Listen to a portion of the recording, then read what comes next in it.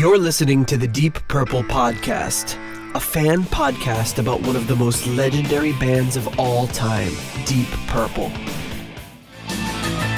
We take a look at the music, history, and people behind the band Deep Purple and beyond.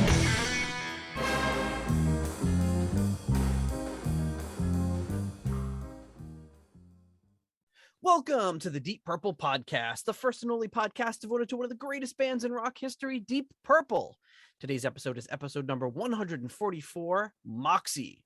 And coming to you from the Boston-based suburbs of Chicago, I'm your host, Nathan Beaudry.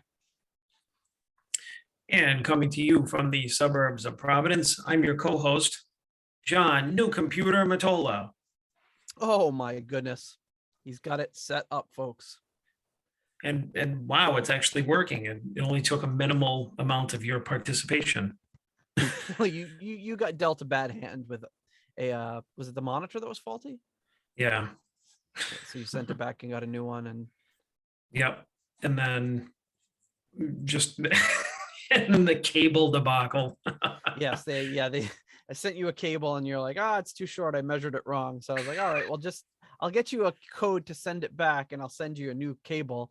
And then when I went to do the return, they were like, it's not worth it. Just keep both of them. Yeah, keep it. Well, you lucky dog, you got an extra 3-foot XLR cable out of the deal. I mean, 6 feet sounded like it was going to be big enough. And then I was like, this can't be 6 feet. And then I held it up and I'm like, I think this is probably as long as the other one. It's 6 feet when you measure from the microphone to the computer, but what we forget is it has to go all the way down the arm and underneath. I think that was the part that I forgot. Yeah, but anyways, if I'm probably a little more echoey too, because I'm also John New Floor Matola. Yeah, new floor, no throw rug for or rug for you Europeans. Exactly. Alan, Alan ain't too proud to beg. He messaged me after that episode aired, and because I had no idea which episode it was, where we talked about the fact that people were saying, "Oh, you mean a rug?" when we were talking about throw rugs, because all the people from Europe were like, "What the hell's a throw rug?" and you describe it, and like, "Oh, a rug." It is weird that word is tacked onto it for no reason. So, I mean, I originally had carpet in here, which, obviously absorbed a lot of sound. And now it's just like a flooring, but and the room is, not only that, but it's kind of empty-ish than it will be because there's no rug and things just aren't kind of set up the way they were. There's not as much stuff in here because a lot of it's still moved out. So it kind of has that empty room sound, but... Yeah, I've got carpet here. I've got my sound diffuser behind me, and then in front of me are some foam sound panels I made out of insulation and fabric, so to kind of deaden the sound. And then when you take stuff out of a room, even just like a couple of chairs, a couch, or whatever, you notice very quickly the echo that comes with that. So yeah, that'll be me, John Echoey. But you put like a Hallmark card behind your mic, and it made a really big difference. Is it a Christmas card? Yeah, well, yeah, it is. Are we at liberty to say who the card is from that's saving the show? Who's saving the show today? Well, this is it's my other friend, Rich. So not Rich from the show, but not Rich from the Rich, show. A friend of over 20 years. Not Rich that listens, a different Rich. Yes. That almost certainly does not listen. No, he definitely doesn't listen, nor would he care. Exactly. But he cared enough to send me a card. So, and it is. There's thousands of people around the world that listen and communicate with us, and it's like no one that we know would actually bother listening. Yeah, one of my best friends wouldn't be caught dead. So so his card is acting as my microphone sound shield right now. Well, thanks, Rich. We appreciate it. To help out. Huge help. All right. So getting into it, if you want to help support the show, there's a few ways you can do it. One is leaving a 5-star review on Apple Podcasts, and I made some makeshift dampers for the VibraSlap here, John, so that it won't accidentally go off. I used some. Oh, you're serious. Little cotton pads here, so that you are serious about it. Shaking the thing, nothing. Won't make a single sound until we get a 5-star review, and then that Flexiton's going to go nuts because we've gone a while without not just a 5-star review, but without any reviews. So yeah, really, there's nothing. Yeah, we kind of maxed out. It's been a while. So if you want to get your name on the show, and if you want to hear the vibra slap go and vibra, not a vibra slap, flexitone. If you want to hear the flexitone go nuts. If you want to hear the vibra slap, go listen to Crazy Train. I don't have I used to have a vibra slap. Yeah, I think, didn't we use it? Yeah. Whoa, kids are going crazy upstairs. Sorry. Whoa. I'm looking through my stuff. I can't believe, what did I do? Did I sell my vibra slap? I don't know what I did with it. It was hard up, folks. He needed the money. Yeah, maybe if the flexitone goes really crazy, if we get so many reviews that the flexitone is no longer be able to be used, I'll have to order a vibra slap to replace it. Oh, it's a little harder to get the vibra slap in one quick little thing. It's a little hard to master. Because I remember we recorded with it, and I was doing it on every like fourth beat or something. It's like sometimes you get a really good, and sometimes it's like it sounds really disappointing. Somebody's clearing their throat. Exactly, a hairball. But anyway, you can leave us a 5-star review on Apple Podcasts. That helps new people discover the show. I was gonna say destroy the show. I don't know why. What's going on? No, that's no. Listener Rich already has that one on lock. He's trying to destroy the show. Listener Rich, not friend Rich. He's trying to destroy the show. Oh my goodness. Buy some merch at our Etsy store. Am I able to? Oh boy. Boy, it's gonna be a long night, man. Let's Become start a patron over. on Patreon. Yeah, start the show over. For as little as $1 a month, you can help support the show. Keep us in extra cables. We're just hoarding cables, basically. The more patrons we get, the more cables I'll just keep sending to John. Just like, oh, this one didn't work either. This one didn't work either, and John will just have a huge cable repository at his house that Amazon refuses to take back. You can also donate on PayPal if you're not a fan of Patreon or not on Patreon, not on the platform. And speaking of our patrons, we got a slight change. Richard Fusey bumping back up from the $9.99 tier to the $10 tier. Richard Fusey always keeps you guessing. Really appreciate his continued support to the show. And as far as our executive level patrons, at the £10 tier, we have Dr. Jill Brees. At the turn it up to $11 tier, we have Clay Wambacher, Frank Teelgard Mortensen, Alan Ain't Too Proud to Beg, and Mikkel Steen. And at the $10 Someone Came tier, we have Ryan M., Jeff Bryce, Gerald Kelly, Victor Campos, Better Call Saul Evans, and of course, Richard Fusey, who we just mentioned. Thank you so much. And my father-in-law just stopped by. I am in good supply here of the Boston baked beans. That's what I figured. Going to be going. So it's going to be. It's always a good episode when I've got a full supply of baked beans to get me through. And I've the word on the street is people love hearing me crunch on Boston baked beans during the show. It's really, yeah, it's a fan favorite. People really enjoy it. Interesting. And some updates. The date is rapidly approaching. As of this episode coming out, it's going to be less than a month until we are in Hollywood, California, February 10th, John's birthday, to see Deep Purple, their first show in almost 2 years. I don't know if there are any tickets left as of you listening to this, but check it out if you want to come hang out with us. And then 2 days later, on my dad's birthday, February 12th, St. Petersburg, Florida, the Mahaffey Theater. Be there, join us in seeing Deep Purple. Really excited about it. Check out deepdivepodcastnetwork.com for more additional information on our great brother podcasts who were unable to join us during our Christmas festivities.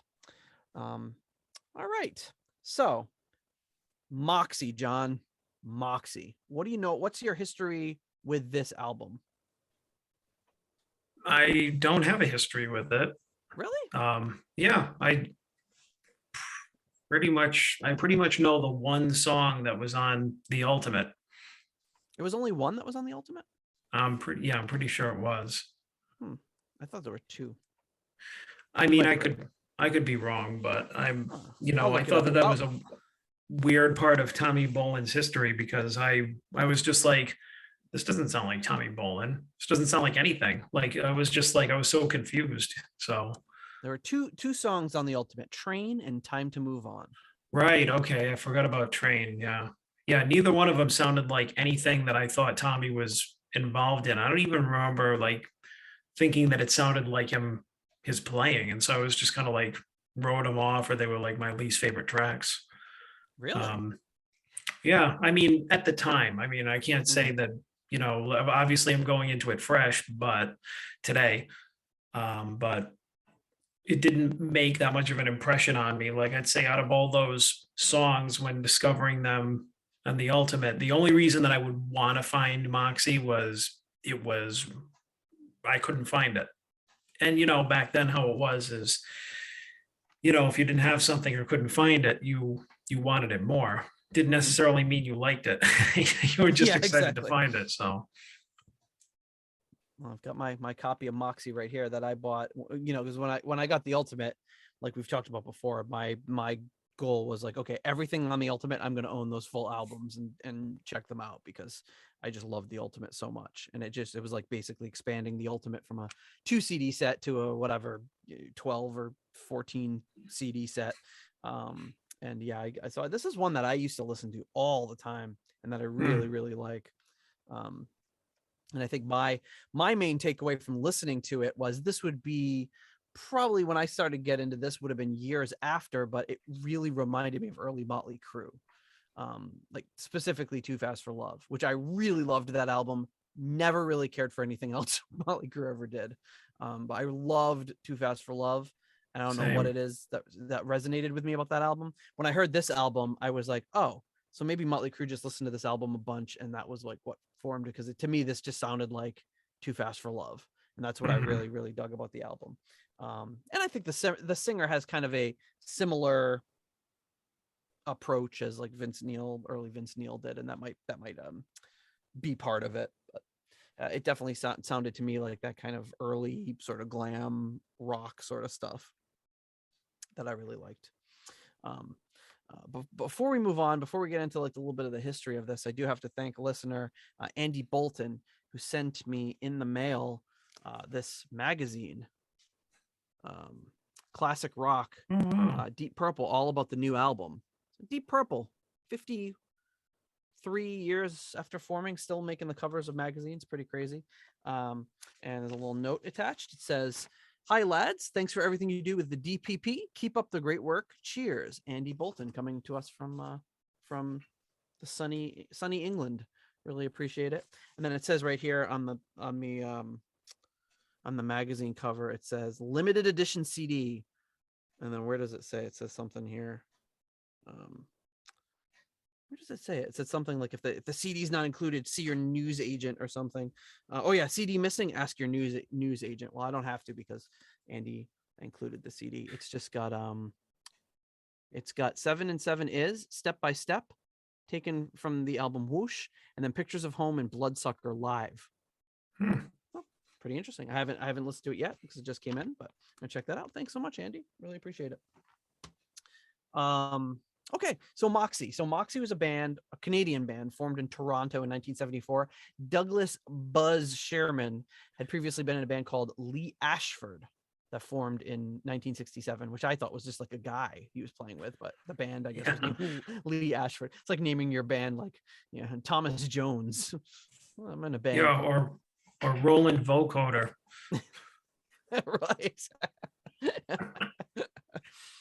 We just so when we bought our house, since we bought our house, our mortgage has been sold to a different mortgage company like 5-6 times. So every like once a year they're like, oh, we sold your mortgage to another company. And I'm like, oh great, now we gotta call our insurance and tell them that there's a new mortgage company and all this nonsense. But the latest one, Jen texted me, it's like, oh, our mortgage got sold to a place. So and get this, the name is Mr. Cooper. And I was like, okay, like I don't get why she thinks this is funny or interesting that the guy that's managing our mortgage is named Mr. Cooper. No big deal. So I get home and then I see the letter and it's like, no, the name of the company is Mr. Cooper. Mr. Cooper Mortgages. I'm like, I thought it was just our representatives. I was like, oh, now I get why you thought this was interesting. Because I was like, why is she bothering me to text me about a guy's named Mr. Cooper? Oh, who cares? I mean, I guess it's better than like Mr. Hooper and that guy from Sesame Street. Yeah. Poor Mr. Hooper. Oh, Oh, Mr. Cooper. Mr. Cooper. It sounds so budget. I know, right? Mr. Cooper Morgan. I'm like, you know what? I'm sending my check to, I don't care who my check goes to, as long as maybe it's been transferred so many times. Maybe I can do that thing where you challenge them. If they can't provide the paperwork, then you just own the house. Like, hey, can you provide me with my mortgage paperwork? Because it's transferred 9 times. No? Okay, well, good. Because I don't have to pay you anymore. So anyway, Earl Johnson, Terry Jurek, and Billy Wade had been in another Toronto band called Outlaw Music. Johnson and Wade had also been in a previous lineup of Lee Ashford. And then Lee Ashford broke up in 1973. Sherman teamed up with Johnson, Wade, and Kim Frazier on bass and continued using the name Lee Ashford. Then Frazier leaves. Johnson recommends to bring Jurek in on bass. They changed their name to Moxy. And then they released the single Can't You See I'm a Star, which we'll get into in a little bit, in 1974. They get signed to Polydor Records during the sessions. And this is something we talked about years ago in our first Tommy Bolin episode. Johnson gets in a big disagreement with the producer of the album. And in interviews, he's like, I don't really want to talk about what the disagreement was. But the producer was like, well, screw you. I'm bringing in Tommy Bolin, who I know, who's recording right down the street, about 30 minutes away at Sound City Studios. He knew him from James Gang through their manager, which was named Roland Paquin, which sounds like everyone in this town I grew up with's name. I think I know like 6 Roland Paquins, a good French Canadian name. So he recommends Tommy. The word on the street is that Tommy was paid in cocaine, getting a ½ ounce per track. So 3 ounces of cocaine, which I guess is a pretty good amount of cocaine. So basically he's like, if you don't want to, if you're whatever the argument is between the producer and the guitar player, say I'm bringing somebody else in to do the solos. Pretty humbling experience for the guitar player of this band, especially given it's their debut album. But all the writing and everything was done by the band. Tommy just does 6 of the 8 solos on the album. And then Tom Stevenson, who was in Energy, also plays on one of the tracks of the Moxy album. Okay, so he was a ringer. He didn't write any of the songs or really participate. He just played the solos. Yep, they're just like, we need solos on these tracks. Came in, boom, banged out the solos, and that was it. All right, so he wasn't part of the band. He was almost like a studio musician for it. Exactly. Mm-hmm. Which is, again, like I said, pretty harsh that the actual guitar player didn't get a chance to play on it. So bass is Terry Jurek, like we said. Drums, Bill Wade. He went on to play with Thor and the Cry and Bongo Fury. He passed away in 2001. Lead guitar and rhythm guitar is Earl Johnson. He plays solos on 2 of the tracks. Tommy does the other 6. Tommy's not credited on the album in any way. So it's just kind of known that he was on it. Rhythm guitar, Buddy Kane. He's credited on the album, but he didn't actually play anything. It's one of those situations where he joined the band after it was recorded. They put him on the album, so he's in the liner notes, but he didn't actually play anything. Vocals is Buzz Sherman. He sadly passed away in 1983. And everything is pretty much written by Sherman and Johnson. So the engineer, Richard Dashett, he has a lot of credits, including Bachman Turner Overdrive and Fleetwood Mac. And then the engineer producer is M. Smith, Mark K. Smith, Canadian musician and engineer. He worked with Bachman Turner Overdrive and Fleetwood Mac as well. And he also worked with Bob Seger and Rick Springfield. So that's a little bit of the lead up to the album. Before we move on, it's not time to move on yet. Here is the album cover. Whew. Well, what do you think about this album cover, John? What is there to say about the Moxy album cover? I don't know. I can't see it. Oh, yeah, of course. It's been a little while since we recorded, so of course I forgot about the ridiculous thing about the first share not taking. So here you go, Moxy album cover. Wow, so exciting. I like it. I mean, I like it for its being understated. I mean, the 3D type of font is really cool, but there's not much more to say about it. It kind of makes me think of like those like early to mid 70s album covers that just, sometimes it could be like way out there, and then other times it could be like this. It's just right, a black and white logo, and then that's it. So while there's something interesting about it, oddly enough. Maybe it's the fact that it's actually in a font. There's really not much to say about it. It's kind of speaks for itself. Moxy. Nope, black background, white letters that say Moxy, slight 3D effect. So it's 3 versions that I found. This is the version that I have on the CD. I think from the best of my research, this is the original album cover. The other version I found is this one, which is slightly, they put like kind of a little bit of more of a border around it, 3D-ized it a little bit, and then changed the angle a little bit. And then the one that I found that looks like is maybe like the more modern one is this one, where it's kind of the same as the original, but they added these like weird streaks to it. So yeah, so it looks like it's lit up. Or like it's moving really fast. Like it's lit up and it's like, it does look, it's glowing, but it's moving past you. Whew, Moxy. But I don't know. It was really kind of ticks me off when they screw around with album covers like this, especially with details so minor. Like I don't understand what you're like, oh, you know what, this is missing, like a slight tiny like motion effect on it. I don't know why you would do that, but so anyway, I went with my original album cover. And then the LP back cover is this. It's just a picture of the band, and again, one of those guys is not actually in the band on the album anyway. And it just kind of lists the track listing and who played on it. It does say special thanks to Tommy Bolin. It says Tom Stevenson, Tommy Bolin, Michael Smith. Oh no, not Michael Smith. Mark Smith. So it's kind of weird that they do kind of thank Tommy Bolin on it, but you thank someone, it's usually, you don't assume it's because they played on the album and are uncredited. And then the back of the CD is just like a little bit different. This is like the back of the CD that I have. Just kind of lists again all the information. Yeah, and that's about it. As we've talked about a million times before, this is one of those really disappointing albums where when you open it up, you're greeted with this. The album, and then you're like, oh great, I can't wait to read it. Like, oh boy, I can't wait to read all about this band. Wah wah. White background, one little flip of paper, nothing in there, no pictures, nothing. So what are you gonna do? The LP was a little bit better. We've got this labels here, 4 tracks on one side, 4 tracks on the other, and that's pretty much it. But yeah, so if you got this album, again, I was most interested in just hearing like, wow, I really dug those 2 tracks on the Ultimate. I want to hear the rest of the album.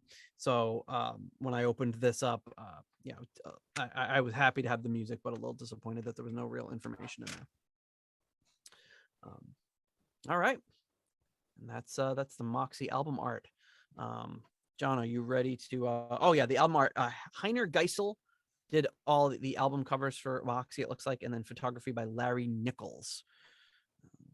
And not a ton of other credits for those gentlemen on Discogs. Okay, which is kind of surprising, because when you see an album cover or something so similar like that, or it's not similar, simple. I can't talk today. I keep saying the wrong words. Yeah, what the hell's wrong with you? Thing, my brain or something. You ever see those clips of like the news people and they're just losing their mind and they just start being like gobbledygook? They just start saying all this gobbledygook. And you ever see those? It's really weird.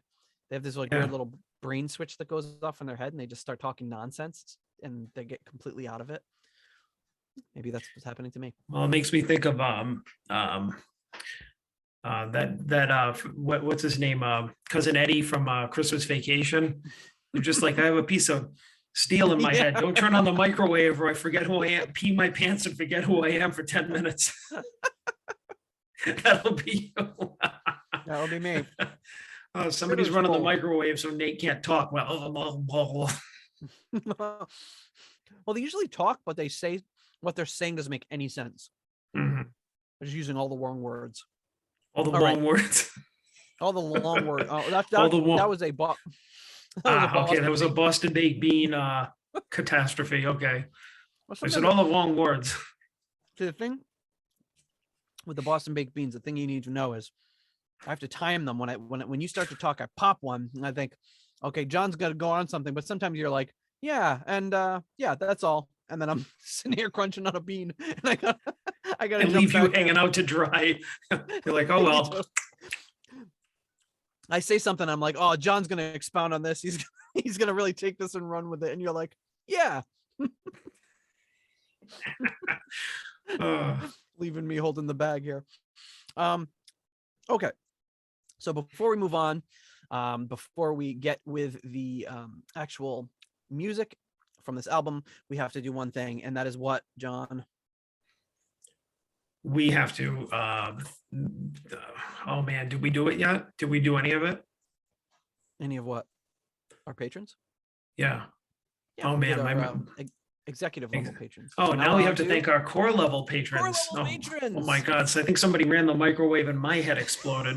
I don't even remember if you did the patrons. We just did it like 5 minutes ago or something. Yeah, I should have popped a bean then. You went for plenty of time. I'm popping beans over here. Woo! Okay, so thanks to our core level patrons at the $7.77 Keep It Warm Rat tier, we have Michael Vader. At the episode $6.66 tier, we have Steve Coldwell, Arthur Smith, and Anton Glaving. At the $6.65 Almost Evil tier, Kenny Wymore.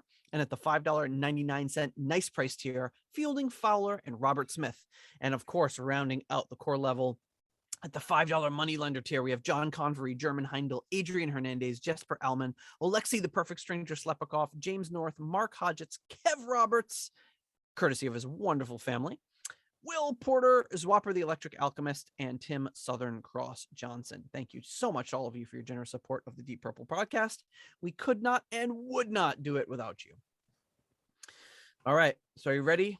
We got side one here of the album Moxy, featuring the guitar stylings of Tommy Bolin. Tommy does do the guitar first track. Now just the solos, right? Just the solos. And Tom Stevenson does the piano. And this was the first single off. Wait, this wasn't the first single off the album. Can't You See I'm a Star was the first single on this album, right? Let me check the notes. Yes, Can't You See I'm a Star. So little error there. I'll fix for the show notes. So yeah, this is the opening track, Fantasy, from Moxy.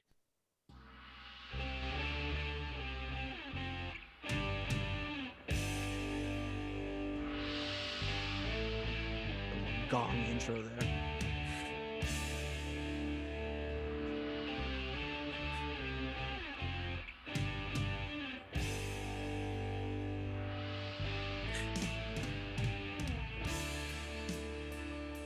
Why the gong is making me laugh.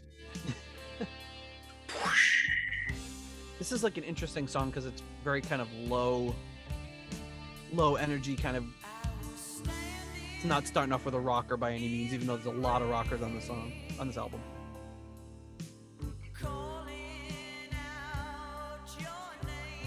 See what I'm saying about Vince Neil? Yeah. Oh yeah. Sounds like the first Motley album, Vince. Yep. It's a really interesting choice for a first song on an album. Yeah, it's very interesting, especially when you start hearing the rest of the songs. It sounds like it would be something that would end a side or end an album.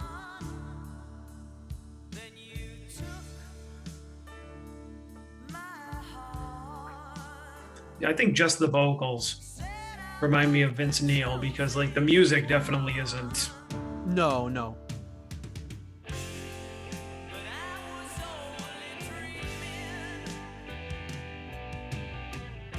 Like if you told me this was like Vince Neil's first band, I would be like, oh yeah.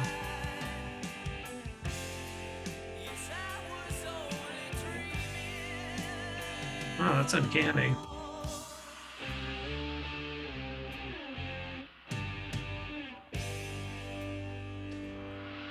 And we do know that Motley Crue did follow Tommy, so here comes the solo. Or maybe this might not be the solo.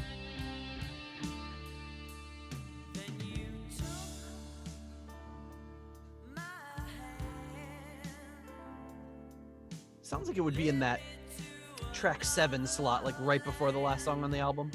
Mm-hmm. As I like to call the SATO slot. Mm-hmm. SATO kicked a lot more ASS. Well, this is true.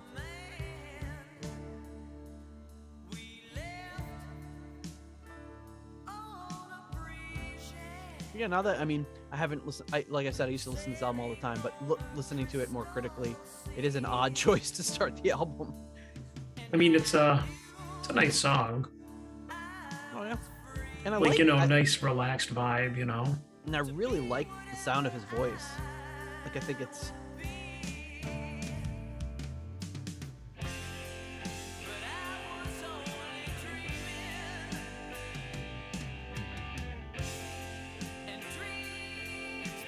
to me, it kind of reminded me. What's the album after Too Fast for Love? Is it Shout at the Devil? Yes. It reminded me of kind of like, I wish this is what Shout at the Devil had been.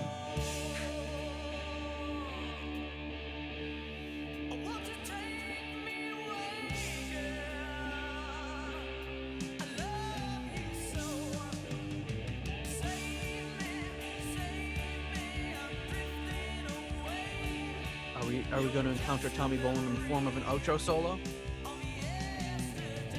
A signature Tommy Bolin outro solo? There's nothing wrong with that. Sorry, I don't want to anger anybody. Also, maybe I shouldn't talk over the music. Yeah, please stop doing that. There's no other way to hear this, by the way. Yeah, no this other is way the to only hear the Moxy album. The only place on the internet you can hear the Moxy album is here, and I'm just blabbering all over it. That's why we have 117 views below on YouTube.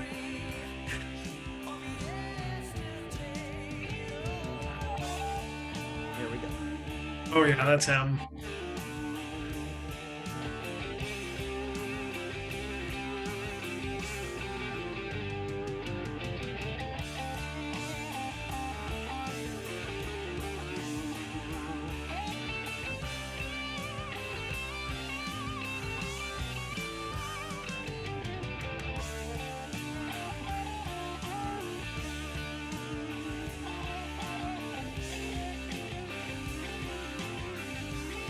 So I'd say sequencing is it's an interesting choice sequencing wise, but I like the mellow opening. Not a lot of albums start with a mellow opening like this, at least in the albums that we cover.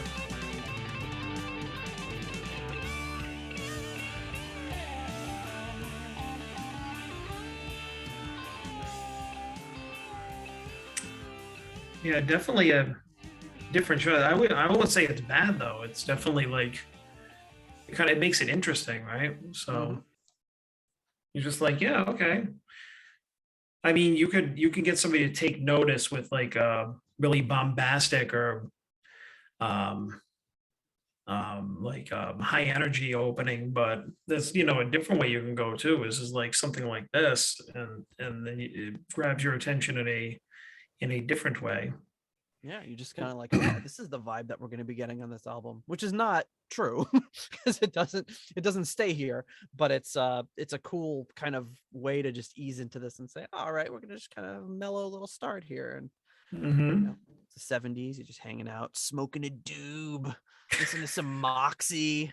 Oh, my big brother just got this Moxy album I grabbed from him. Yeah, I would say that's like that sounds very accurate. You're just like listening to Moxy, smoking a doob. Smoking a big fat doobie. I ate some shrooms, dropped a little acid. I think you listen to Moxy. You might be in for a shock if you took shrooms or whatever, because then the rest of the album's gonna hit and you'll be like, whoa, my vibes are totally being messed with. I was expecting to go on this far out journey, and now it's just like some regular hard rock. Yeah, this is from two people that have never done shrooms in their life. Yeah, exactly. Two non-experts telling you all about this is what it's like doing shrooms, guys. Yeah, I'm gonna lay it on the line for you here, tell you all about it. Yeah, done a lot of weird stuff, but not shrooms. All right, what do you think of Fantasy, John? So I'll give this one a 3. All right. I thought it was a pleasant enough song. I mean, I enjoyed it. I definitely liked this song is good. I don't know if the rest of the album is going to be like this, but it's like you can really tell when Tommy comes in because Yeah. his sound and his style is so distinctive. Like, what did he play? Like 2 notes, and I was like, "Yeah, that's him." So I'm looking forward to that part of it. Although I was kind of turned off because I'm like, okay, so he really had nothing to do with this album. He just kind of wrote the solos, which is kind of like, now I can maybe get a better idea of why I didn't connect too much to this album. Is like he didn't really have any involvement in it. I mean, you could say the same thing about like Spectrum or Mind Transplant as well. Is that he? I mean, well, it's a little different because he like jammed with them, and I'm sure what he was playing kind of informed the grooves of those songs. But in this case, he just came in and overdubbed them. So it's a little different in that way. But he wasn't like a writer necessarily in either of those 2 other albums, but they're also great ones. So. Well, and maybe the one oddball thing, or that really kept me from enjoying the song a lot, was like the prolonged like gong at the beginning, like a couple of times was kind of like, it was amusing. I was like, it was kind of like silly. Yeah. Like, I think if they did it like once to great effect, it would have been cool, but they just kept going like, and I was like, all right, this is stupid. I mean, I will say it's a very, very down tempo song, like very, very slow. Yeah, but I liked it, and I'm going to give it a 4, and I think it might come from some more like having a little more familiarity with it. And when you hear like one song off of an album you're not familiar with versus listening to the album again and again, you form my opinions of all these songs will probably be formed a little bit more by the fact that I'm pretty familiar with the album. But yeah, I really dig it as kind of, I dig it because it wasn't what I was expecting. And even listening to it now, knowing what I was getting, it was still kind of a little unexpected because the songs that you tend to gravitate to off of this are the more the upbeat songs or the up-tempo songs. So the next 2 tracks do not feature Tommy Bolin. We're going to go through them anyway. Obviously they're important. Boo! It's funny that I have two songs, but not all 8. But here we go. The next track is Sail On, Sail Away. Boo! No, I'm just kidding.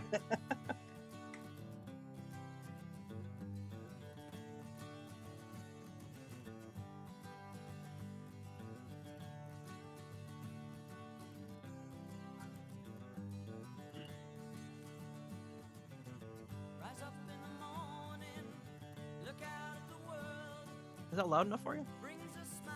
A little bit up. It's a little quiet. There we go.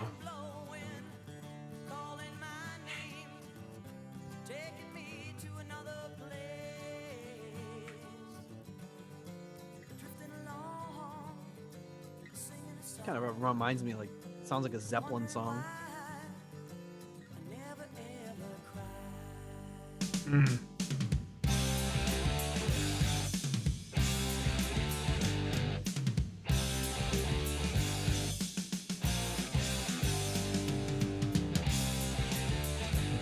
Oh, nice guitar tone. Great tone, great riff.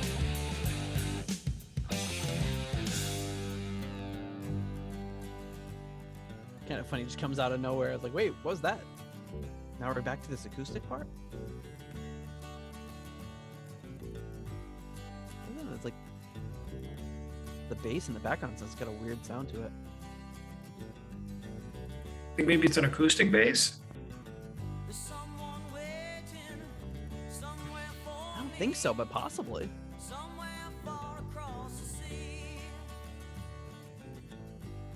It sounds almost out of time. It's a little off the beat. It's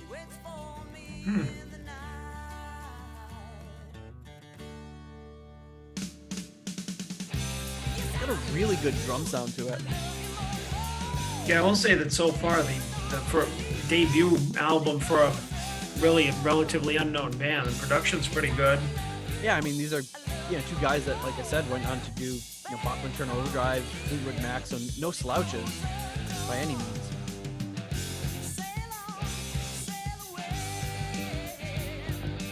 Speaking of Zeppelin. Oh, geez, yeah.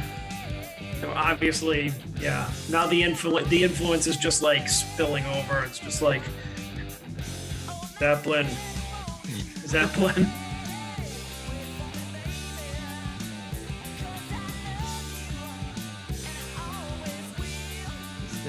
Motley sounds like Motley Crue to me. And he's like, when I love you.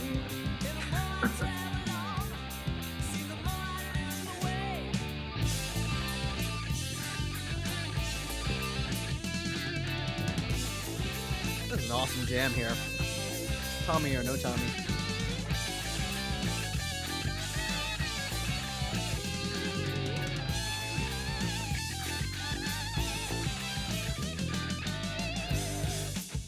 Great solo. Yeah, I agree.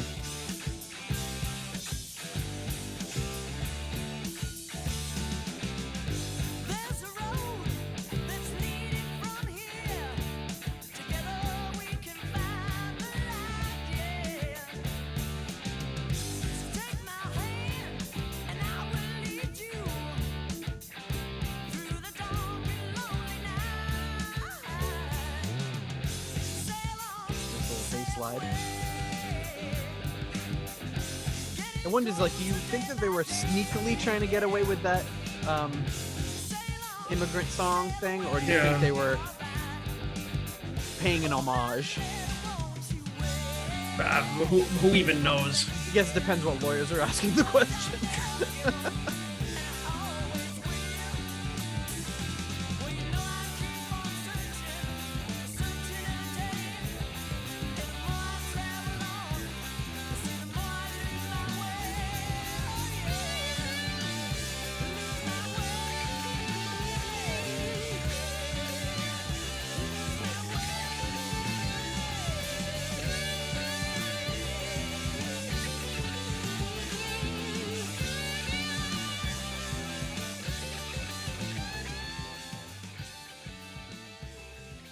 I love when you're doing those harmonies on the lead. Really cool. Yeah. Yes, I did like the harmony leads. I'm a fan of that stuff. Yeah, Earl Johnson, no slouch. Really, really like those solos on that. All right, Sail On, Sail Away, John. What do you say? I give it a 3. All right. Yeah, I mean, I'll probably deduct some points for lack of originality. But I mean, but regardless, like, very cool though. Like, one thing that I noticed was the guitar tone, the production was pretty good. And then, like we were just mentioned, like the leads were pretty good. I'm like, oh, let's see what these guys can do without Tommy. And it was like actually some good stuff. Yeah. So it was the difference between like a warhorse 70s guitar player and, like, you know, this is like, you know, somebody that actually, you know, is good. Yeah, it wasn't just some schlub that they're like, oh, let's just, you know, some guy just to bust out some basic pentatonic stuff. It was someone who's using a lot of really creative stuff in his soloing and doing those little harmonized parts, and sounds really good. Yeah, you could tell that a little thought went into it. Absolutely. I'll give this one a 4. I really dig. I like. It's funny. I never really noticed before tonight, listening to that beginning acoustic part, thinking, oh, this kind of sounds Zeppelin. I mean, obviously the immigrant song thing, yeah, don't it's pretty obviously Zeppelin. Whether, like I said, whether it was an intentional ripoff, an unintentional ripoff, an homage, whatever you want to call it, I don't know. But the beginning part sounded like Zeppelin. Then I'm like, now I'm thinking of things in terms of Zeppelin, like, oh well, he sounds like he could be kind of Robert Plantish, you know, and even the bass was that doom doom doom doom doom doom, kind of sounded a little John Paul Jones. So now I'm like in total Zeppelin frame of mind. Although as a whole, like if you look at all the bits and pieces of the song, this seems like a lot of things derivative of Zeppelin, but when you put it all together, it doesn't really sound like Zeppelin at all, other than that one little octave thing he does for like the immigrant song thing. It's a whole different. It's a song by Cisco, I think. Immigrant thong thong thong thong. So yeah, I really dig that track. I like how it starts off like you've got the super mellow track, and then the second track comes in all acoustic, and you're like, okay, this is going to be a really kind of whatever album, and then all of a sudden kind of kicks in with some hard driving riffs and gives you a little taste of what you're going to get later on, which is pretty cool. Right. All right. Well, John, can't you see I'm a star? Can't you see I'm a star of the podcasting world? And this next song is called Can't You See I'm a Star?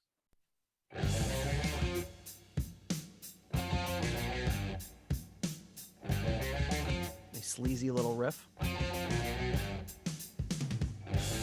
you're looking all right, yeah. Let's make it tonight. Woman, what you saying? No time to delay. Hurry now, it's getting late. Baby, Another early crew sounding song for me anyway. Disease. Won't you help me, please? Hmm? Won't jump in my car? Can't you see I'm a star? I'll be a loving man. Baby, just take my hand,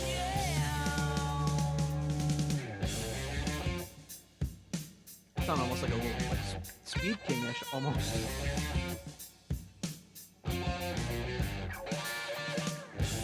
I got a burning desire.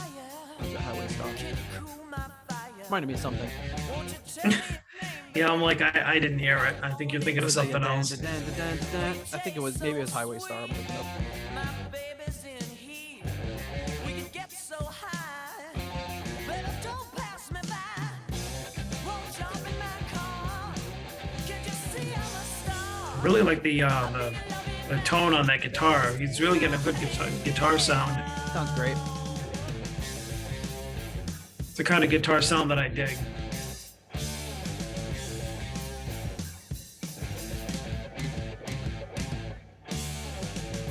It's like an instrumental riff section.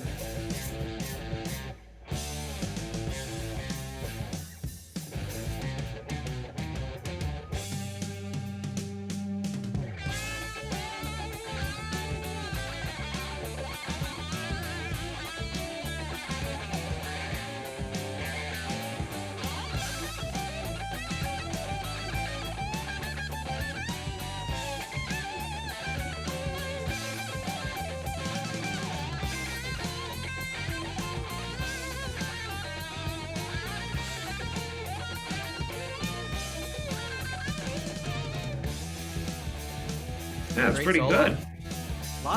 lot of swagger in that solo, you know, just nothing crazy, but just playing perfectly for the song. I know. I would say out of these two solos, I mean, they didn't have Tommy on the album. I mean, the guy's perfectly competent. Oh yeah, he's great. Can I take you home now? Wanna get you alone? Running out of time. Are you gonna be mine? Well, I'm getting the feeling. My head is rocking and reeling. You got the look in your eyes. Well, I'm not surprised. Won't jump in my car. Can you see I'm a star? I'll be a loving man. Baby, just take my hand, yeah. Won't jump in my car. Can't you see I'm a star? I'll be a loving man. Baby, just take my hand, yeah. Won't jump in my car. Can't you see I'm a star? I'll be a loving man. Baby, just take my hand, yeah.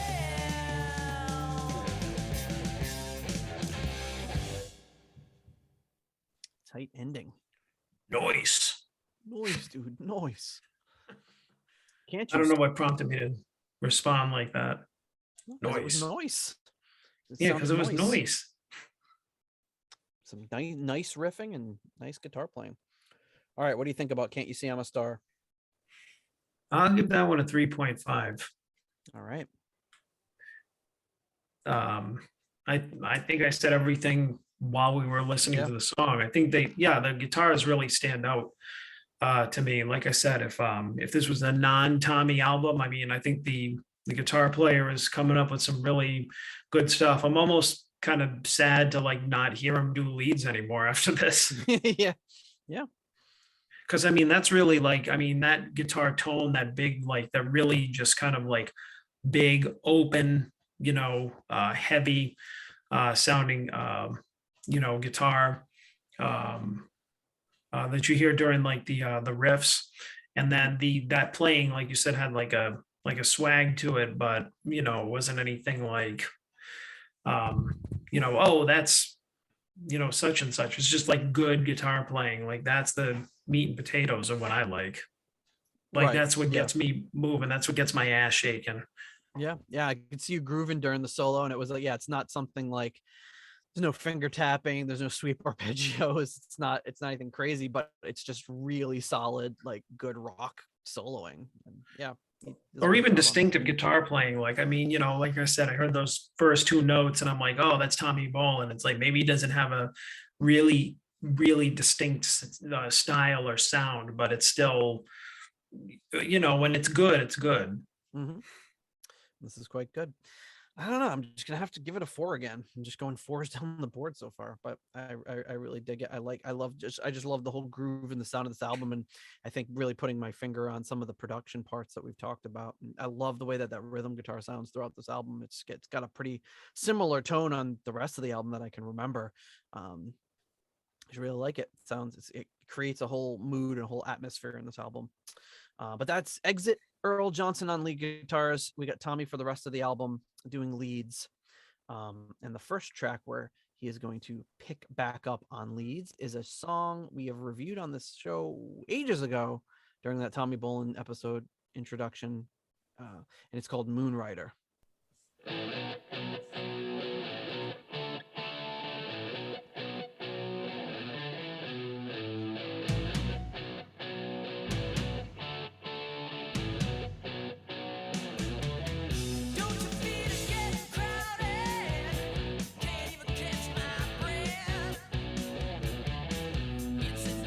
A classic trick of their playing the riff on the upbeats, and you don't realize it until the drums come in. Yeah. I feel like I could hear like a cowbell on this song.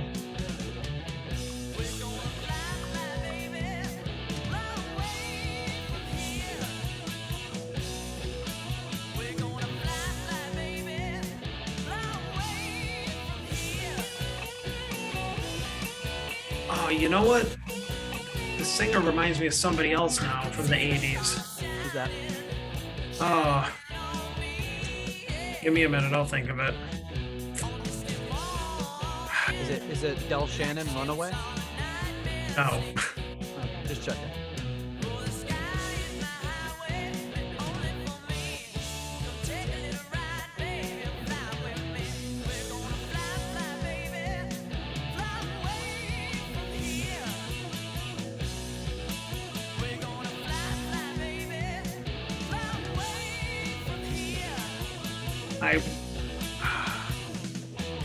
I want to say it's the. I love this part. Okay, I'll wait.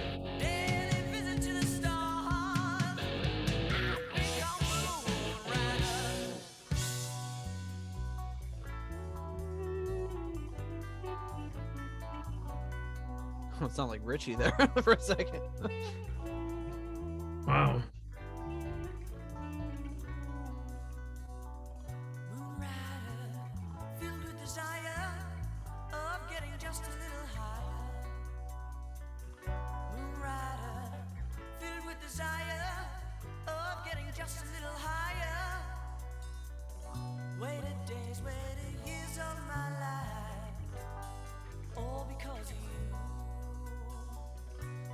Time has arrived and I'm leaving. Hope I'll be leaving here with you. Moonrider, filled with desire. Oh, I'm getting just a little higher. I feel like I keep having to reset my brain and say this is not Motley Crue. I don't know why. Oh, I'm getting just a little higher.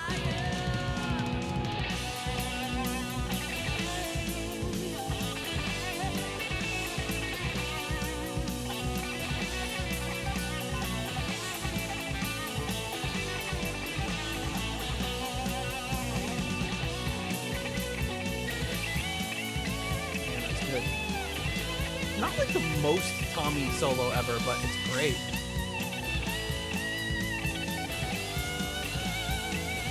You can still tell it's him. Yeah, the way he's repeating phrases is kind of a trademark of his, even though those phrases were a little different.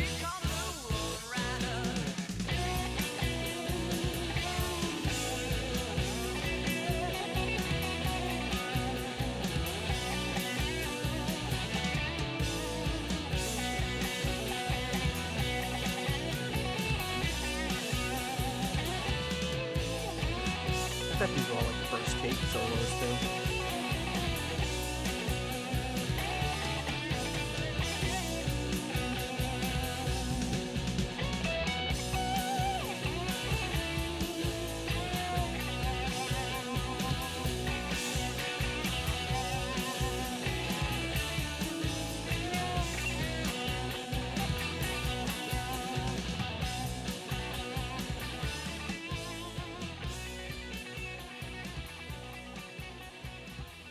Nice. Doing some really crazy stuff there on the outro. All right. I mean, I gotta give it to him there. That's nice to have Tommy back. Yeah, I mean, yeah, Johnson's solos were great, but that was a really, really nice one on that song. What do you think of Moon Rider?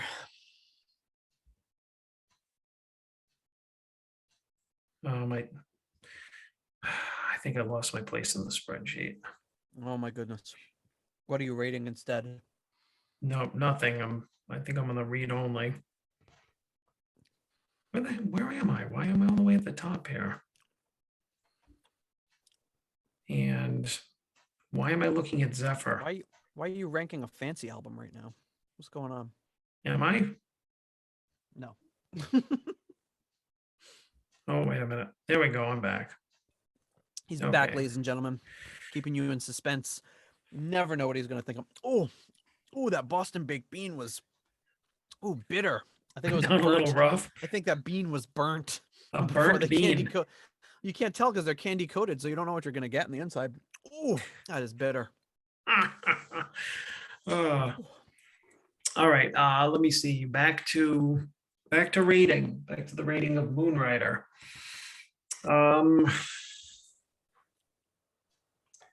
I'll give it a 3.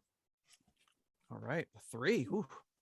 Yeah, I mean, I know it might be a little seem like I'm being a little stingy here, but I mean, I think it was just it was interesting. It was it was a good song. It was it was cool, but probably the best part of it was Tommy's solo at the end.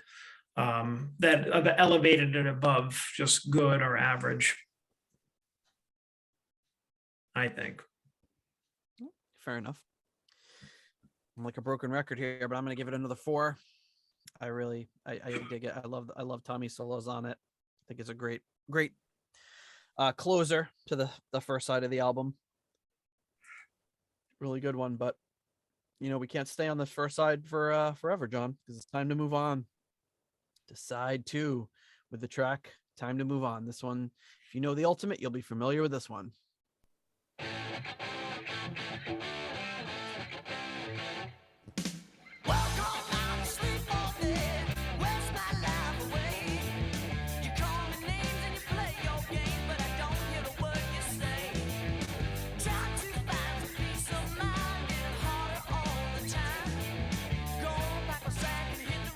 They didn't open the album with this. Yeah, right?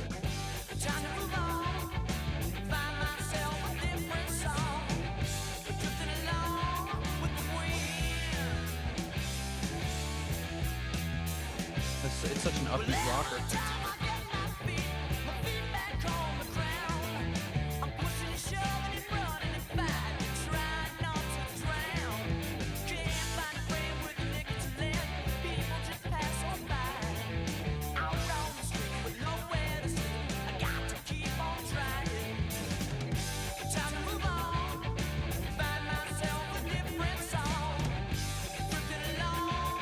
These are probably the most Tommy Bolin-ish solos. That's probably why they're selected for the Ultimate on this one.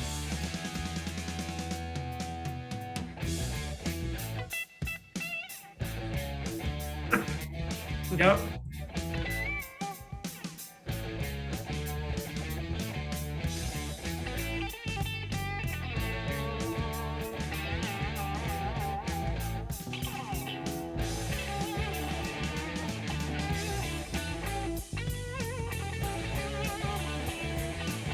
This one, he's got a really similar tone to Spectrum.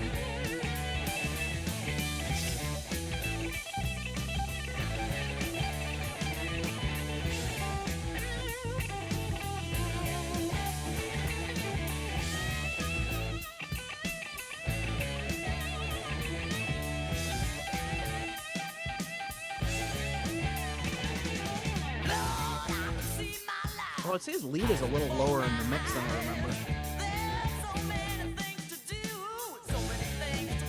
Sounds great.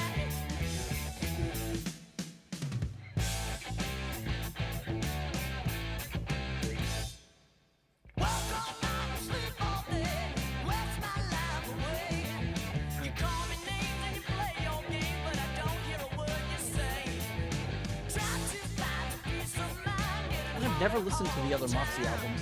Give them a shot. So I like the riffs. I like the playing and the songwriting. Yeah.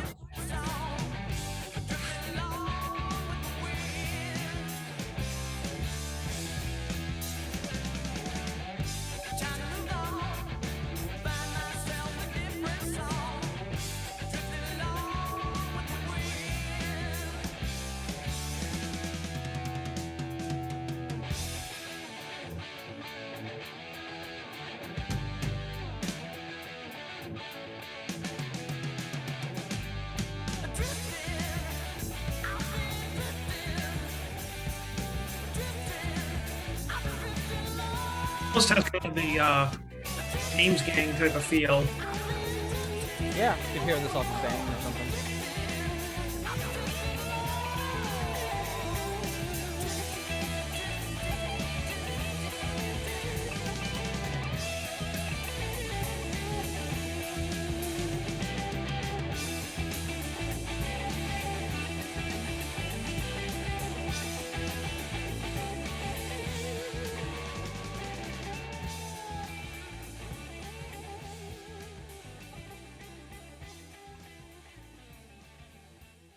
All right. And that was Time to Move On. Time to Move John. What do you think about that one? Anyway, that one I'll give 3.5. Definitely remember that one.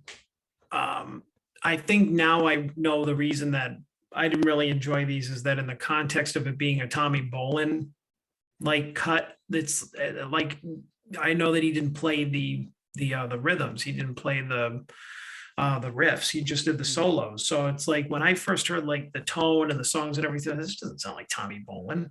Yeah. And that's why, like, I think that I wasn't prepared. Like if I'm going in being like, oh, this is an album Tommy's on, but he, you know, he was a studio musician, I'd be like, okay, so my expectations were different. So I think that's why I can enjoy this a little bit more now. Yeah. That being said, is like, you know, first of all, he's blowing away all the solos. I mean, it's just like he fits in great with, you know, this music. I think it's a good song too. I always like the kind of the upbeat kind of catchy chorus of this song as well.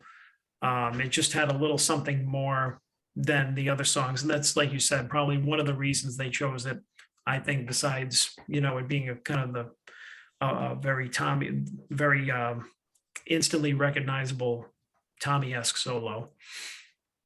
It kind of makes you wonder what would it have been like if he was in the band and was contributing on a songwriting basis, and they were actually jamming and playing together. It'd be interesting to I mean, we will never know, but it would be interesting to speculate what that would be.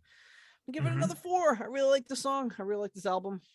I don't know. I'm wondering, is it's going to ride the whole thing out on 4s? I don't know, but I really dig it. I just like I think it's a really simple, good grooving riff.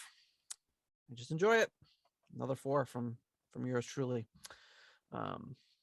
But like I said, am I going to give Forrest everything else? Still, I wonder. Am I going to give everything Forrest with the next track? Still, I wonder.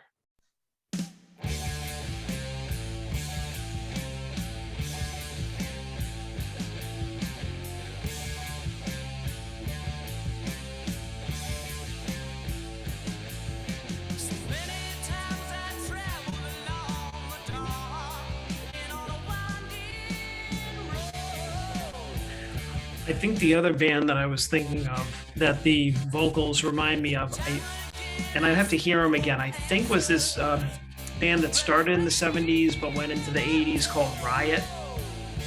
Okay.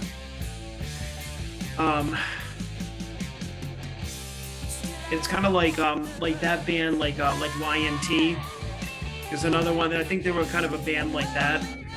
Just kind of had like these almost like generic kind of rock songs, but they had that kind of like really clean, like really young sounding vocalist, like a high, like a not a high pitch, but like this kind of tone vocalist. I'm not familiar with Riot. Yeah, it was like another YNT. Yeah, but I think I don't like know if I know anything by them. Yeah, they're like kind of American rock bands, like, you know, from that kind of ilk, I guess. But I would have to kind of put on like one of their songs to see if that's what I'm thinking of. Someone was comparing Buzz Sherman's vocals to Geddy Lee, which I can kind of see. I think he's a little bit more. Geddy Lee's are a little maybe more harsh. I don't mean that in a negative way, but. Yeah, but I can see that. He comes from like that same, you know, he's kind of cut from the same mold. Like when you say Vince Neil, you're like, you hear Vince Neil. Now that you say Geddy Lee, I'm hearing Geddy Lee. Yeah. But like, you know, like undertones of it.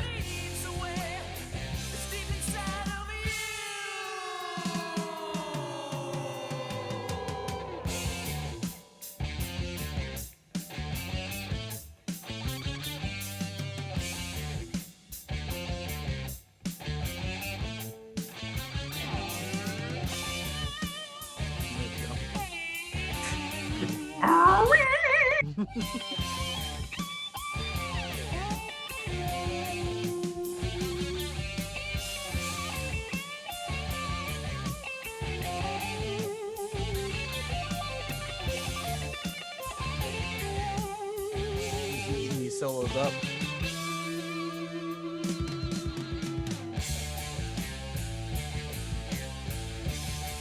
What's the running price for an ounce of cocaine? In 1974 or 75. I'm sure there's a website dedicated to finding out. Am I gonna get arrested for Googling this?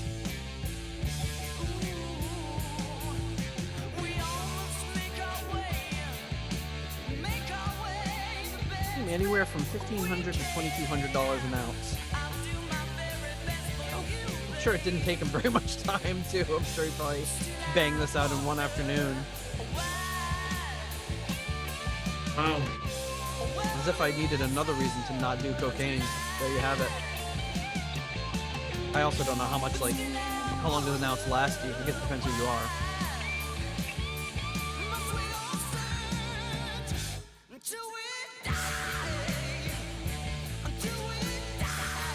That's in today's dollars, so.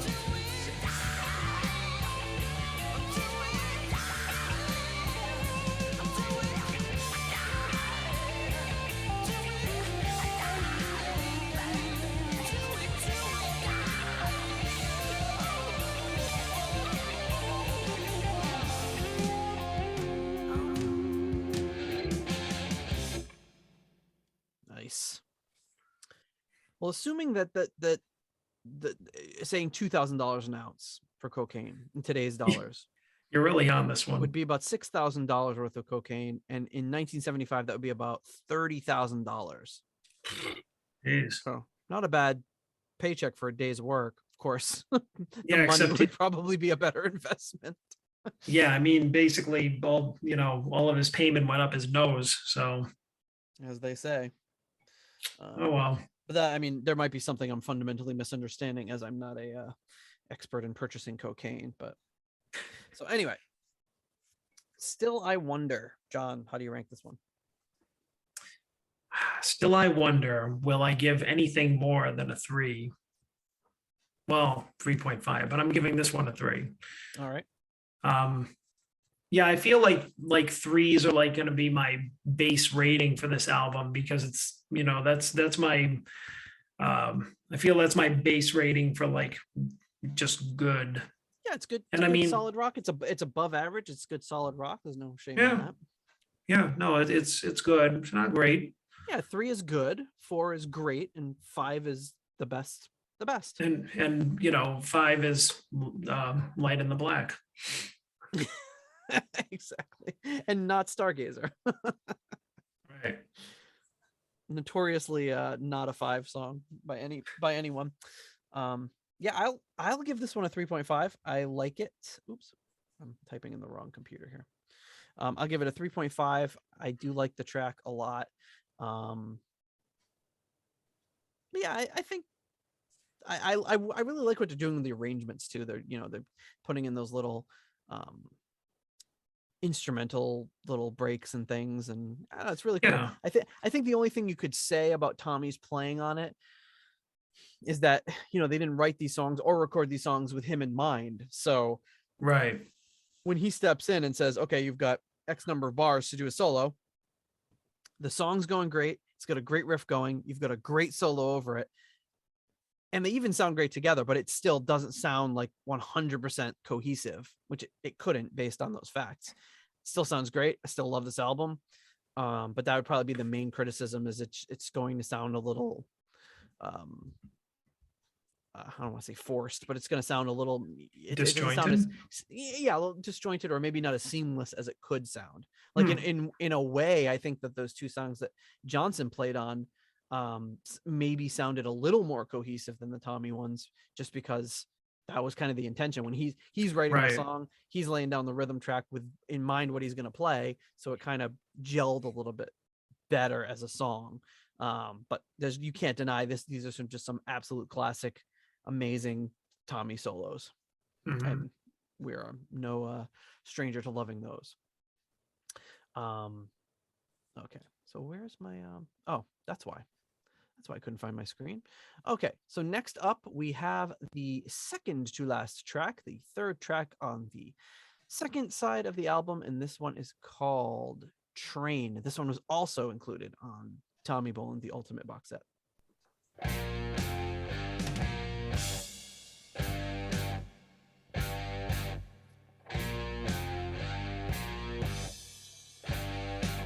One of John's favorite things, like a traditional blues progression here. You got to give me gasoline, baby.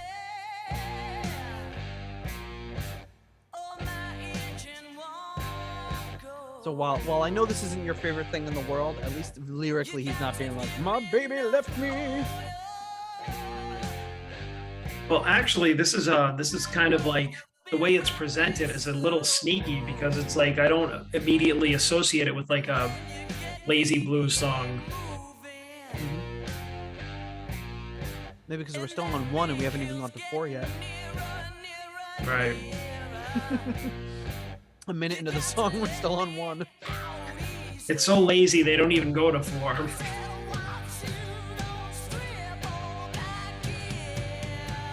gotta go to 4 here. There we go. Give us 5. We want 5. Yes.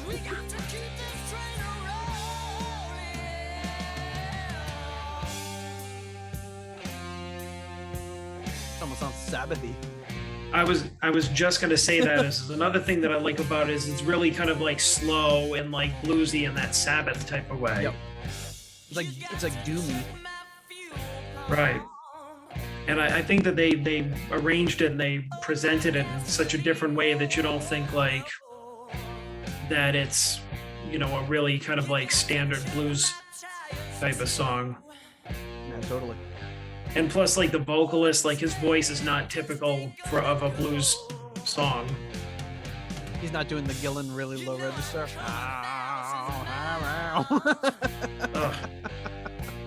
No. John's favorite song, folks. If by favorite you mean least favorite. You gotta go back and change that one to a lower rank. You probably didn't rank that one as low as you could have.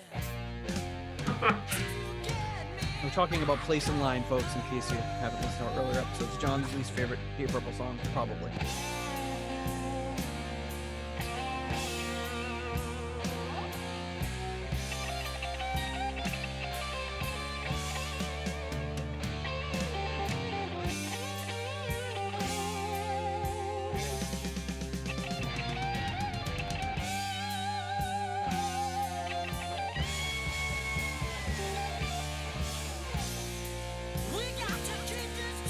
playing from Bolin.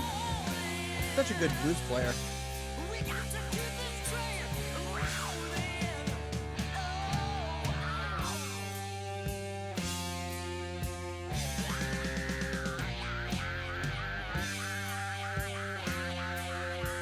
Yeah, he's really getting into it.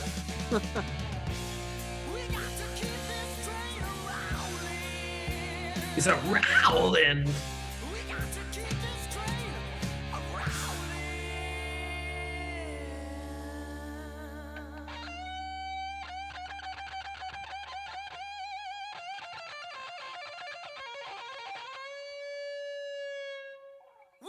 It almost sounded like Iomi, actually. Right? Weird Sabbath references here.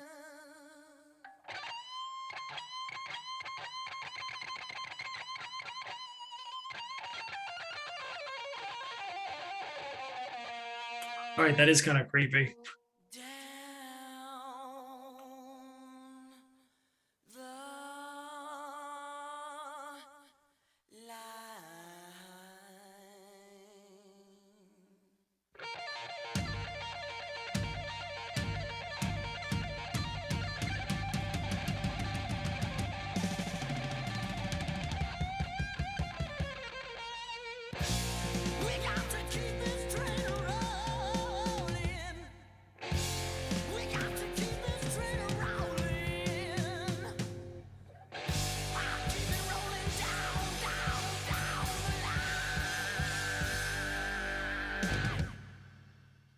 Damn. See, now the end of that too reminded me of if anybody is if you're not too familiar with Twisted Sister, probably. Not super. But they that they were don't quote me on this, they were around since I think the early 70s. Yeah. Yeah, so I want to say like late 60s, early 70s, but I know they were around like 1970s, something like that. Didn't they have like a singer before Dee Snider or something? Yeah, Dee No. didn't come in until years later. It was the JJ French, the guitar player, who started it. So he was the constant through all the lineups. But by the time they got to like the mid-ish 70s, like years later, like Rhino, who releases a lot of great compilations, had one called Club Days, DAZE. And it was a bunch of like some live, and then there were some studio recordings of them in the 70s. And, they had this kind of sound right here. And I think there was like, I can't remember the song, but it was actually like really kind of bluesy like this. And it reminded me of that, like I think like the vibe of the song and like the guitar playing, not so much the singing, because it was still, Dee Snider, but a really kind of like 70s, like, hard rock bluesy sound. And this was like, aside from like the surprising Sabbath references, Yeah. in there, so it made for a really kind of a cool song. But that's what it made me think of. But yeah, check out those early Twisted Sister. Yeah, really, because people think they're like a one trick pony, and they're they got some good stuff out there. All right, so what do you think of Train? I'll give it a 4. Oh, yeah, just when you thought I wasn't going to go above 3.5, I broke my own prediction. Still, I wondered if you wouldn't, but you did. Yeah. Well, like I said, it definitely, like, it could have, surprisingly, since you said, oh, I know you don't like this type of song, Yeah. but it like I was thinking, as soon as I heard the no, oh no, John's switched off. He's taking up his headphones, unplugging cables, turning off his camera. No, I think that I think the reason that I did like it is because, like I said, it was so different in its approach. Mm-hmm. Like it was still what it was, but it, they mixed it up and made it really kind of interesting. And the things that they referenced or that it reminded me of were things that I really like, Mm-hmm. Which in this case were kind of like, early Sabbath, early Twisted Sister. So thumbs up for me. And then of course, like, Tommy really added to it there on the end, just wailing away. Yeah, it was a cool ending where just like, and the singing of this, I mean, he was going nuts. This Buzz Sherman just sounded great, and he was really just delivering a full on onslaught. And yes, he was also really into it. Yeah, it's yet another example. We've talked about this a million times. When you've got a blues track on an album like this, it can go one of two ways. It can just be super derivative and boring, or they could put a spin on it.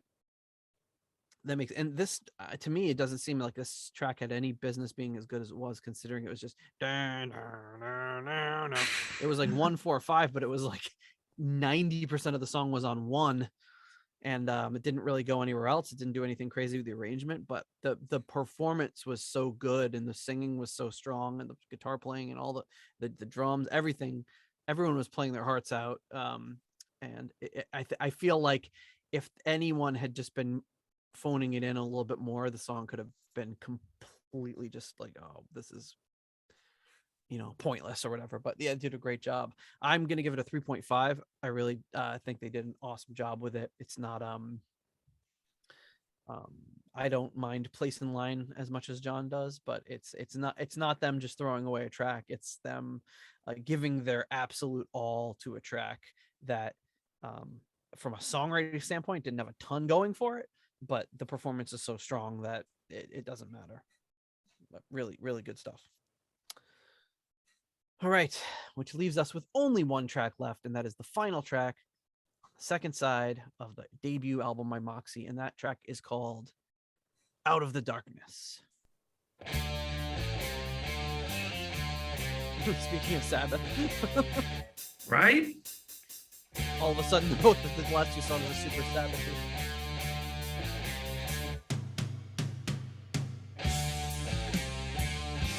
Yeah, I really do dig the Sabbath riffs and the really just big full guitar sound. Yeah, the guitar sounds great on this album. Great tone. Very Iommi. It's really interesting hearing all of these. Having heard this album as many times as I have and never really making those Led Zeppelin or Black Sabbath connections, and here we are discovering them on the fly.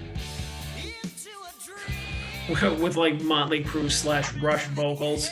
Yeah, and all I ever thought when I listened to this album was 1982 Motley Crue. That the only thing that ever occurred to me.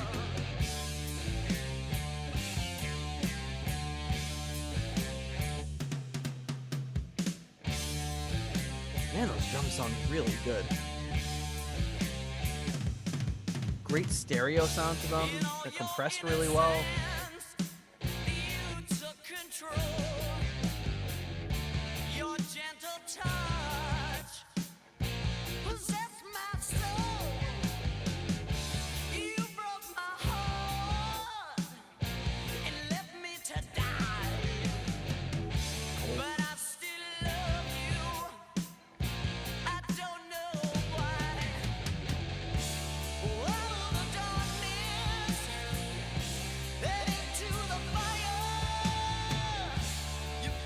Yeah, I think there's a version of this where it's out of the darkness and then in parentheses into the fire, but not on the copy that I have.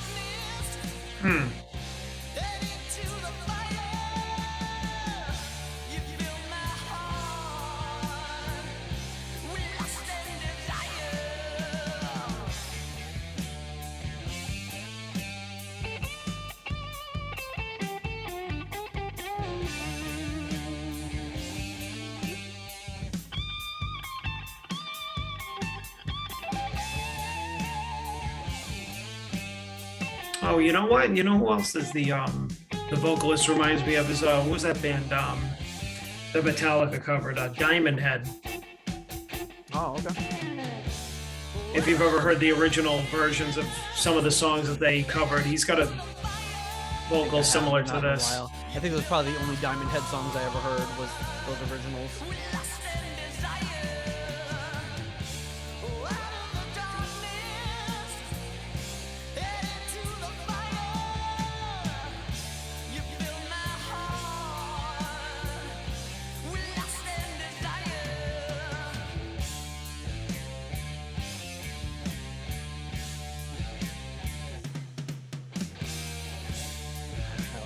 chord they threw in there.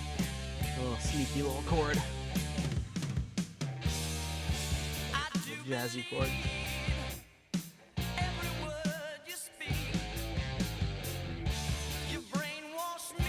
I wish I could think of off the top of my head which Sabbath riff that really reminds me of. Like I'm singing it in my head, but I can't think of the name of the song.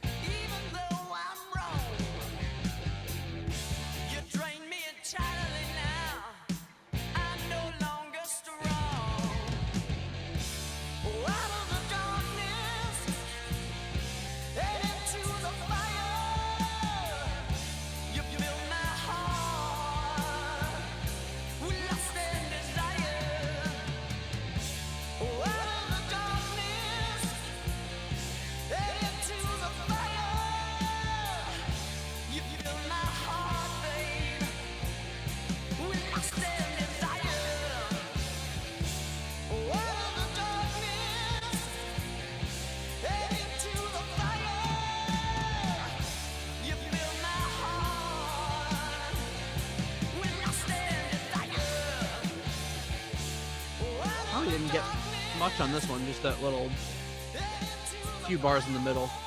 Yeah. No outro solo. I don't think it really needed it, you know. These little, like, I don't know if they're like those E. That like E, whatever, that freaking Jimi Hendrix chord, whatever you call that chord, sharp 9. Yeah, no, I knew it at one sharp 9 or point. whatever it is, but Under sharp. Under sharp. under sharp. What? Did you say under sharp, like E under sharp 9? Under. What the hell is under? E under Aquarius. under sharp.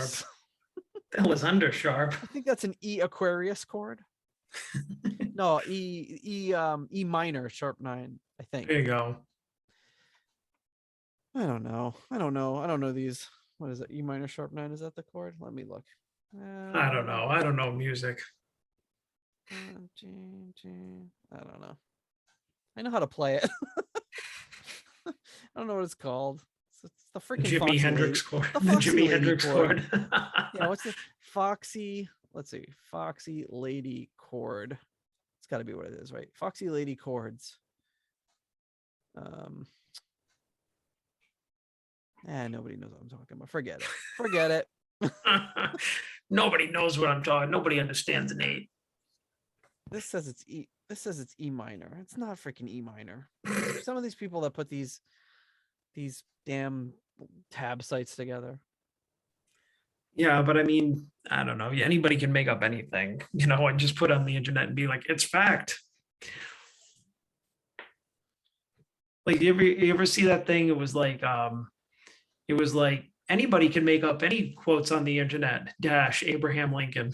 Yes. Yeah, exactly. E7 sharp 9. That's there you go. There you go. Yeah, done. Yeah, there it is. E7 sharp. Thank you, Google, for telling. Now go tell whoever wrote those tabs that they're wrong. E minor. Hendrix is revolutionizing things with a minor chord. Get out of here. So anyway, how would you think? How would you rank Out of the Darkness? So I'm probably surprised you wouldn't go with another 4. Oh my goodness. Yeah, I mean, even with minimal Tommy, you know, this song just had like just this kind of swing to it. It's like I don't know. I just think that them slowing things down, kind of Sabbathy, and it was really working for them. Plus the fact that I caught a couple of times the vocalist was just really laying into it. You know, he wasn't phoning it in, as we were saying earlier. I mean, he can't be accused of phoning it in on this album at any point. He's really given his all, and it sounds great. I mean, you can't accuse him of phoning it in, but I mean, you're gonna lose that trial. Yes, guilty. Have this man removed from the courtroom. He'll be acquitted. We're saying all the court terms we know. Objection, Your Honor. Sustained. Clear the courtroom. Clear the courtroom. The bailiff will be held in remand. I'm calling a recess. I'm calling a recess. We'll break until after lunch. We'll postpone this trial until tomorrow. You're out on $1,000 bail. Surrender your passport. What else? Surrender. I watch a lot of Law and Order. Judge Caprio doesn't usually get into those types of topics. I watch a lot of Law and Order, especially Special Victims Unit. Oh, of course, you got to. I was the other day. There was a TV on at work, and I was passing by. They're watching some show. It was like maybe it was SVU. I'd have to look it up. I meant to look it up, but I forgot. And it was like they had the guy in the the classic cop show.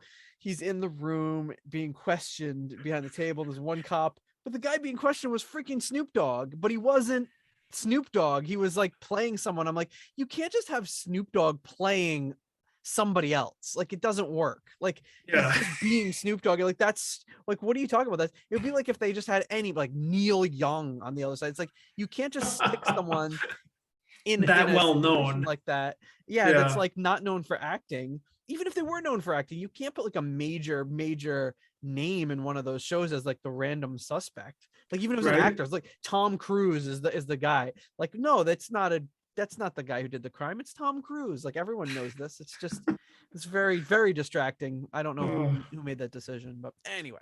The other thing that made me think of is on SVU, there's there's iced tea. And I remember once my dad called him iced tea. He's like, who's that rapper? Iced tea? And it's like, so close. Yeah, I remember when Snoop Dogg started like becoming like, whatever, in the early 90s, when he was becoming a thing. I remember being outside. My mom was saying, "Have you heard of that guy, Snoopy Dogg?" Snoopy Dog. She called him Snoopy Dogg.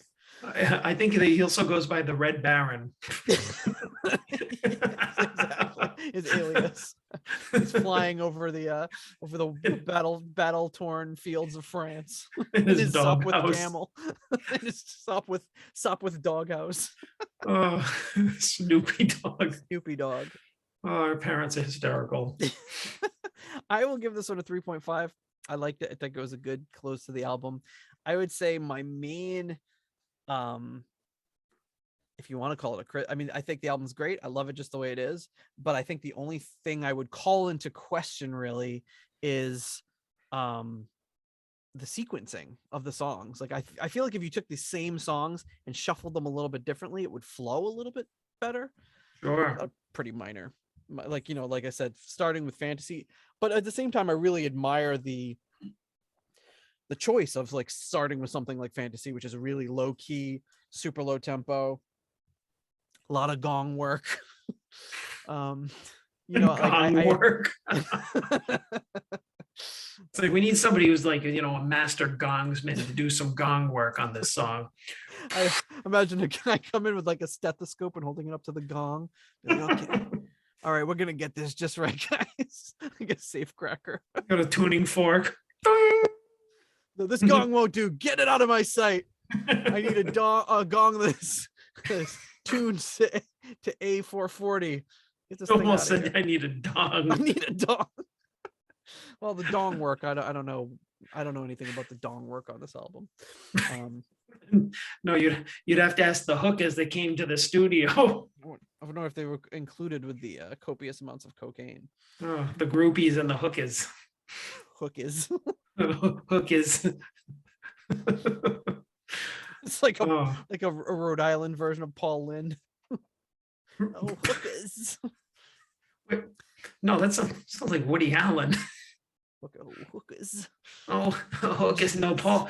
No, what's God. Oh God.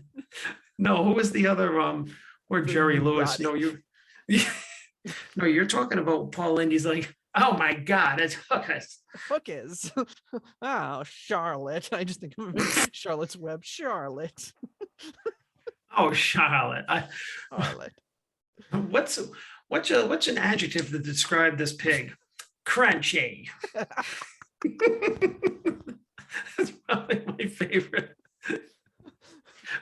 What's a word Paul to- Lynn saying crunchy. Crunchy. What's a word to describe where the payment for this album went? Nostrils. Nostrils. Oh my goodness. Oh, this is quickly going downhill. Yeah. It's really going down, or maybe uphill. I don't know how you viewed the rest of it. All right. So John, where does Moxy rank in the catalog? Well, you know what? While you tabulate the In the results, pantheon of the John is he's got his abacus out. You can't. He's got the cough switch on, so you can't hear him sliding all those little beads around. But while he's doing that, I am going to do something even more important than tabulating the results, and that is, of course, to thank our foundation level patrons coming in at the $3.33 halfway to evil tier. We've got Raf Calf. At the $3 Nobody's Perfect tier, we have Peter Gardot, Ian DeRosier, Mark Roback, Duncan Leask, Stuart McCord, and Flight of the Rat Bat Blue Light. And at the $1 made up name tier, we have the Baby New Year's, Leaky Diaper of Final Resting Places, Leaky Mausoleum. Oh, I already used that one before. Oh my goodness. For the $1 made up name tier, we have the Paul Lind of the Paul Lind of Leaky Mausoleums, Leaky Mausoleum. We've got Stephen Somerville, the Concerto 1999 fanatic, Spike the Rock Cat, JJ Stenard, Hank the Tank, Private Eyes, and Ashen Lionel. Thank you so much to all of you for your generous donations and support of the Deep Purple podcast. All right, John, Moxy, where is it hanging out? So we got Moxy is hanging out in the kind of mid to lower range of albums. I think that it's even as high as it is because you liked a lot of the songs more. But then funnily, the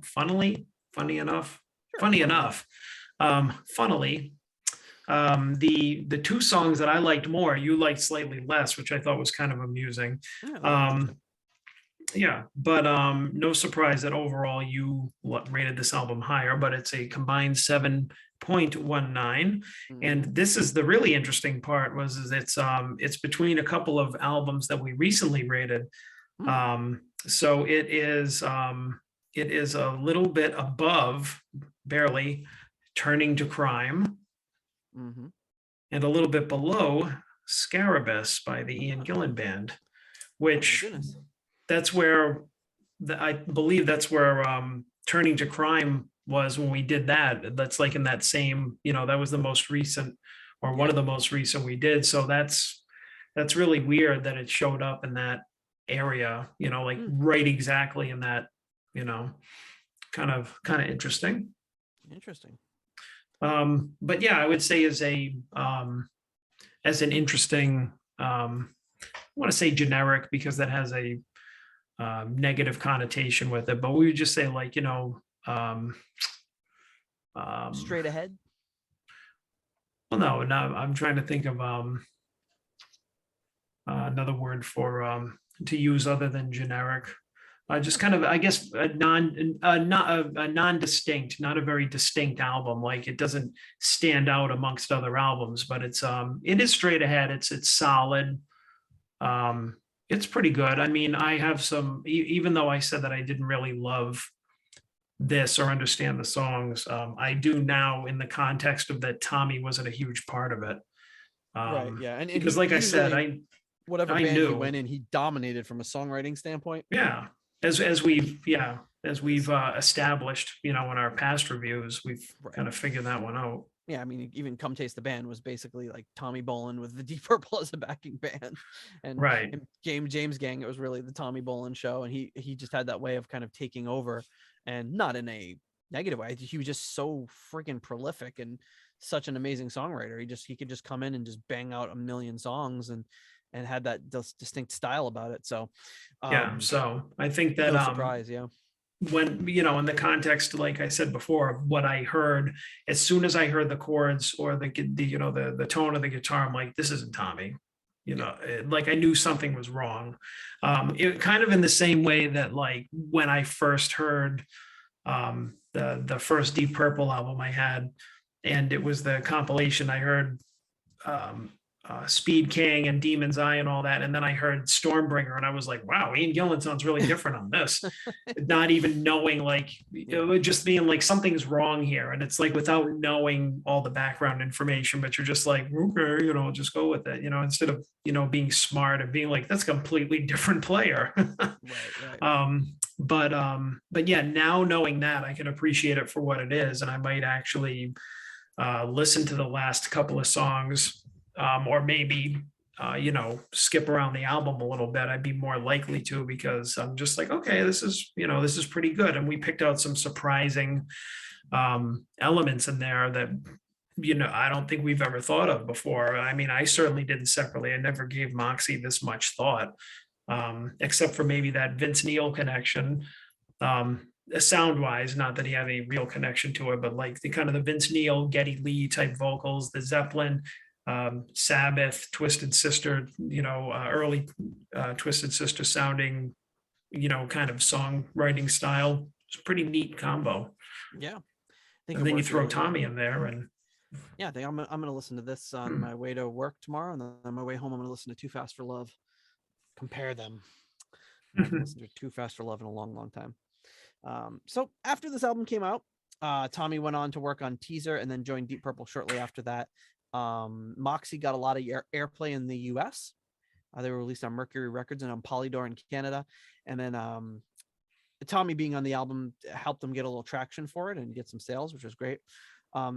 Interestingly, they played with Moxy and opened for Santana in July of 1976. So the Tommy Bolin Band and Moxy both opened for Santana, and Tommy Bolin jammed with 2 songs with Moxy on stage after or during the show, I should say. So that's kind of cool. And then the next gig, it was in Albuquerque in 3 days later, and Moxy did not take part, just the Tommy Bolin Band. And there Santana joined with Tommy Bolin Band to jam with them on stage. So kind of a lot of cool stuff going on right now, but interesting to think of the fact that all these guys were on the same time. And then also interestingly, Moxy went on to headline the US, and their opening act was AC/DC. So so some really heavy hitters, obviously, in and around the Moxy camp at that point. They went on to record Moxy 2, obviously their follow-up album, and I guess it was like a rumor throughout the Tommy camp that Tommy played on it, but he did not. Sherman started having vocal problems. He broke up, and their sound man, Brian Maxim, took over on vocals. After that, Mike Ranowski joined the band, and they released Under the Lights in 1978. Ranowski would go on to change his name to Mike Reno and form the group Loverboy. So interesting, a Moxy connection there with Loverboy, which is interesting. Sadly, Buzz Sherman died June 16th, 1983 in a motorcycle crash. Very, very, very odd. And then I'd say one of the really weird things. So on the back of the CD, there's like this little blurb on the side here, and it starts with Speed Kills, and Moxy was a band on the fast track in the spring of 76 on the strength of their independently produced album, blah, blah, blah. It goes through this whole thing. And then at the end, it says, Buzz Sherman, plagued by booze and drug problems, quit shortly after the third album was released. All attempts at rehab and reconciliation failed. Sherman later made his final exit in a fiery motorcycle crash. Speed Kills. And that's how it ends. I'm like, Jesus, isn't that freaking weird? Like to put that on the like this is like this is the 95 re-release. So this would have been 12 years after he died. Yeah. This is the copy that I bought when it came out. And to just kind of like almost make like a throwaway line, like Speed Kills. Like why would you open it with Speed Kills and then close it with that after talking about the guy who died in a motorcycle crash? Like, yeah, it seems kind of insensitive, very disrespectful. Like, I mean, to just kind of make light of it almost. Speed Kills. Speed Kills. It's like, yeah, we know. Like, I mean, even I don't know the circumstances of the motorcycle crash or whatever. Maybe it was his fault. Who knows? But I don't know. It just seems very, very odd that they made that choice. Yeah. But anyway, that's it. Earl Johnson said in an interview, I was surprised to see the 2 songs on the Tommy Bolin 2 CD set, The Ultimate, which I have a copy of. I wrote the 2 tunes mentioned, and it's always nice to get a compliment when people think enough of your songs to include them on such a disc. So he's aware of being included on that, and that's pretty cool. Be cool to I don't know if he's still around, if he's still making music. I think they are still doing something like Moxy related, but pretty cool stuff. A little sliver of history there, with Moxy and Tommy Bolin obviously being involved very briefly, but a cool little slice of Deep Purple extended family history right there, I think. Yes. All right, John. Well, I think we're wrapping it up here tonight. I want to thank you for listening to this album with me, and we will meet up again next week where we get to talk about something or other. Who knows what? And maybe the echo will be a little bit less. See what I can do. Get some curtains and a carpet, and put some baffles on your wall. Put some carpet, like what we did at my studio when we opened it up. We took a carpet and we carpeted the whole wall. Maybe we should do that. You ever think of doing that? Yeah, I don't know. I mean, I just spent a lot of money to get the carpet out of this room. So let's. Well, spend some money to get it back and throw it up on the wall. Let me tell you, if you put a little tip for you, if you put some carpet glue on the wall and stick some carpet to it, the carpet's not going anywhere. Because when we had to move out of the space, we had to take that carpet down. It was a little rough. We painted over it. There were big chunks of carpet still on. Oh no! We painted with white. We did a really poor job. Oh man! Well, they gave us a security deposit, so that's all we could ask for. All right, John. Until next week. I will talk to you later, my friend. All right. Later. Thank you for listening to the Deep Purple Podcast. If you like what you hear and would like more episodes in the future, please donate on Patreon to support the show. You can also leave us a review in Apple Podcasts to help new people discover the show. You can follow us on YouTube, Instagram, Twitter, and Facebook for show updates. See deeppurplepodcast.com for more details. Thank you for listening.